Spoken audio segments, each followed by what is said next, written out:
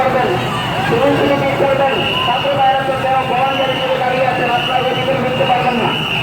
কেউ সেখানে দিন করে স্বেচ্ছাসেবক ভাইদেরকে কষ্ট দেবেন না, স্বেচ্ছাসেবক ভাইদেরকে কষ্ট দেবেন না।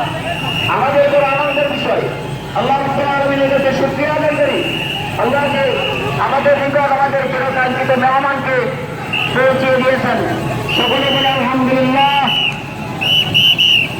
তাকে দেখবো দেখবো বলে স্বপ্ন দেখছিলাম, মহান আল্লাহ রাব্বুল আলামিন হয়তো সেই সুযোগ করে দিয়েছেন।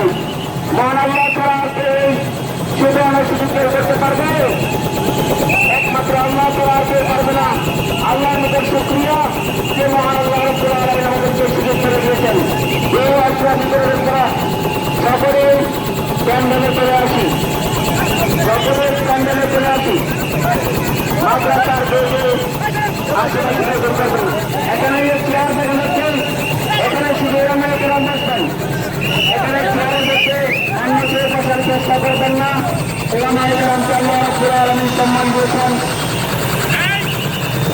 রাসূল সাল্লাল্লাহু আলাইহি ওয়াসাল্লাম হাদিসের মধ্যে বলেন, ইন্নামাল উলামা ওয়ারাসাতুল আম্বিয়া, রাসূলগণ হলেন ওলামায়ে কেরামগণ হলেন রাসূল সাল্লাল্লাহু আলাইহি ওয়াসাল্লামের বংশ উত্তরাধিকারী।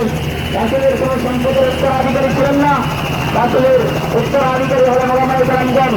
ওলামায়ে কেরামকে সম্মানার্থে উস্তাদগণ এখানে চেয়ারের ব্যবস্থা করে দিয়েছেন। ওলামায়ে কেরাম কি আমি চেয়ারে বসবে, অন্য কেউ চেয়ারে বসার চেষ্টা করবেন না। আলহামদুলিল্লাহ, হযরত চলে এসেছেন। আর প্যান্ডেলে শুধু বক্তাগণ এবং প্যান্ডেলে শুধু বক্তাগণ এবং পরিচালক বৃন্দ থাকবেন। প্যান্ডেলে অন্য কেউ দেওয়ার চেষ্টা করবে না। প্যান্ডেলে শুধুমাত্র বক্তাগণ এবং পরিচালক বৃন্দ থাকবেন।